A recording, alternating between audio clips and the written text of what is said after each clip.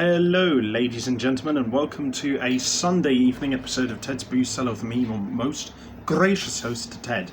Here in the Charlton shirt I have because, I don't have an England shirt, and England are playing tonight in the Euro 2020 final. I want to wish both Italy and England the best of luck and may the best team win. But today we're going to be reviewing a drink from a English brewery. So we're going to be taking a look today at Shakedown, which is a Mango Vermont IPA by our old friends at Tiny Rebel, one of my favourite craft breweries. And I think this is one I might have tried before in the past, and it says here it's got an eye of Tuscan sunset, a nose of all the mangoes, and a taste of 99.99% mango. And you know what? I kind of respect the simplicity of the description there, because it just gives you the impression of this is just going to be a session IPA that just tastes the hell out of mangoes. So, yeah, fair enough. I mean, most IPAs kind of based on that kind of generally mango-y undertone, so I think this could be quite interesting.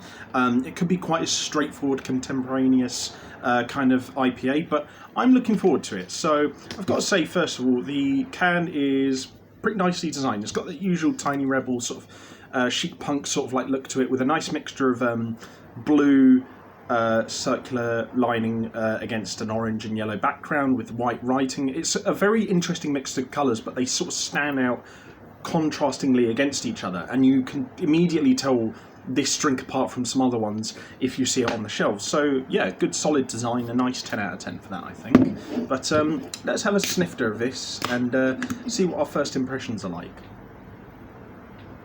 Yep, smells like mangoes. I mean, they weren't lying on the can. That really does smell quite strongly of mangoes, in fact.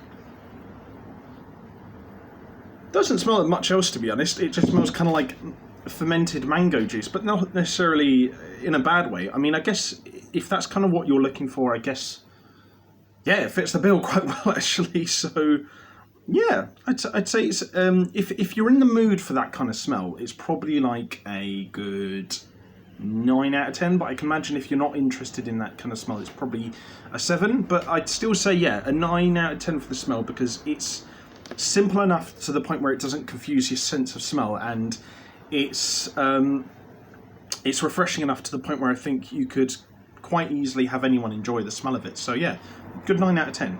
And I was going to say as well that this is £2.79 from the Wine Barrel on Western Road in Hove. So I'll quickly get a glass, actually, that we can enjoy it in.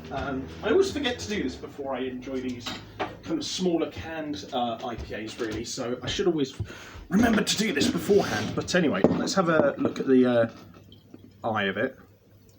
Wow, that kind of looks like it has the hue of like a milkshake IPA crossed with an IPA. So yeah, kind of what I was kind of expecting, actually. But anyway, let's have ourselves a quick palate cleanser of water first.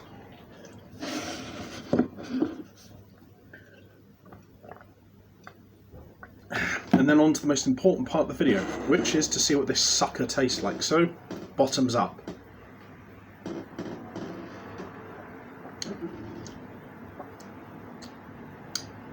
Yeah, just tastes like a standard mango IPA. Weirdly enough, it's got like this slight vanilla-y aftertone, actually. Complements the mangoiness quite nicely. The texture is quite light, and it's got this little bit of fizz underneath that's complementing the mangoiness quite nicely. It kind of reminds me of a more mild fizz that you'd see in like a mango Rubicon, actually. And that's kind of what this tastes like. It kind of tastes like a bit more of a boozy, slightly less fizzy mango Rubicon, to be honest.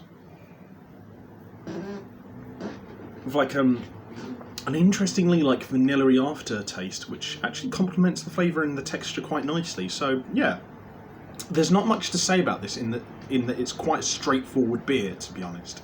But that's not necessarily a bad thing. And I think that's kind of just what they were going for. They were just going for a pure mango flavour IPA, and I think they've hit it out of the park. This is a solid beer. It's probably a good entry point for people who are new to IPAs as well, actually, because its flavour and texture is quite straightforward and simple. There is that bitter hops kick at the back of the throat, as with other IPAs, but it's a lot more mild in this one, so I feel like it's probably a little bit more accessible to people who aren't as into craft beers or IPAs, so that's not necessarily a plus in of itself inherently, but it's probably a plus towards people who are less familiar with these kind of drinks. So yeah, if you're thinking of getting into IPAs, this is probably a good place to start. So I think overall, I'm going to probably rate it a, let me see.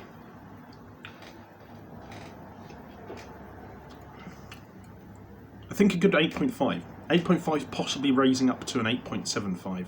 I think, actually no, I'm going to rate it a 9. Yeah, I'm going to rate it a 9 because there's not really much I can majorly criticise about it. I just wish that there was maybe a slight citrusiness to undercut the mango flavour, and I wish that the texture was a little bit more notable because it does kind of go a bit watery towards the end. But generally speaking, this is a really damn solid IPA and I would thoroughly recommend it. But if you guys like this video, leave a like, share and subscribe. If you have any suggestions for future episodes of Ted's Brew Cellar, let me know in the comments section down below. And if you want to check out anything else I do online, I'll leave the links to all that in the video description down below. But until next time, have fun, stay safe with whatever you're doing, don't do anything I wouldn't do, wash your hands, take a mask with you to the shops, drink responsibly, know your limits, and I'll see you guys at the bar next time on Ted's Brew Cellar. And to the Euro 2020 final, may the best team win.